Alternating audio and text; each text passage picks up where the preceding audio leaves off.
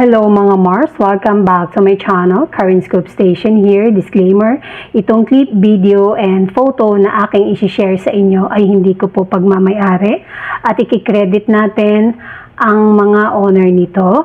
Kahapon nga, naganap ang itong Content Asia 2024 na ginanap sa Taipei, Taiwan.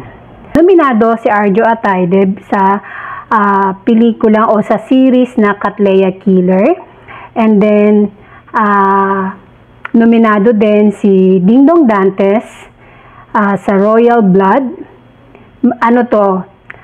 Best Male Lead Star. And yun nga, kagabi mga Mars, ay si Arjo Ataide ang nakakuha ng Best Male Lead in a TV program or series, dahil yung Katleya Killer is a series. Hindi lang si Dingdong ang isa pang nominado, meron pa po ibang mga tiga-ibang bansa na nominado, but ang ating Arjo Ataide ang Best Male Lead in a TV program or series. Ayun. Sa pagpunta ni Arjo sa Taiwan, kung saan ginanap nga ang awards night, hindi nakasama ang kanyang wife. Iba ang mga kasama ni Arjo Ataide. At sa speech ni Arjo, sabi niya, quote in and quote, sabi niya, "Thank you to everyone. I'm forever indebted to all the actors that I work with, to the people behind the camera, to everyone who's helped me be here, gather all this power to actually pull through this good series." Dinasalamatan din niya ang mga sumuporta sa kanya, especially ang kanyang wife and family na, of course, si Mrs. May Mendoza Ataide. Sabi niya, "It's my first time in Taipei. This is such a reward for a first time here. Last but not the least, my family. Thank you so much to my family for supporting so much.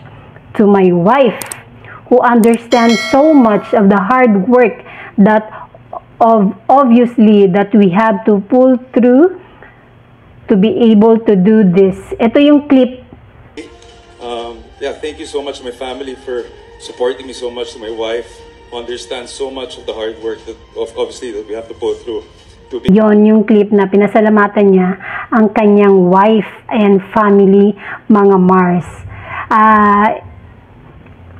Binahagi agad yun ni May Mendoza sa kanyang Instagram story kagabi. At sabi niya, "Best Actor, congratulations, Baba." Di ba? Proud Mrs. talaga. Walang ibang magiging proud kundi si Mrs. Ataide, May Mendoza. And si Ma'am Sylvia Sanchez ay nag-post din ng video. Sila ay nanonood while sa live ng Content Asia Award at nirecord niya ito. Sa post ni Ma'am Sylvia Sanchez na may caption na, "Nakaka-proud ka sobra, anak. Congratulations, Juan Carlos Campo Ataide for winning Best Male Lead at the Content Asia Awards in Taipei. Love you, my best actor. #proud, ma'am." Ayun. And then, may mga minention, yung ABS-CBN International, Nathan Studios Inc., Content Asia, then #Content Asia Awards 2024. Then, thank you, Lord. Ang ganda, no? Galing, first time niya sa Content Asia Award, nasungkit agad ni Arjo Ataide ang Best Lead.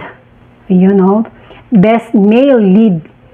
Yun sa in a TV sa mga series na project. Ang galing. Ang galing, ang galing.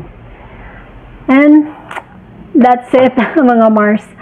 Once again, congratulations, Congressman Arjo Ataide, for winning the 2024 Content Asia Award na bilang Best Male Lead in a TV role. Bye! That's it mga Mars. Thank you for watching this video. Please like, comment, share, and subscribe for more scoops. Bye!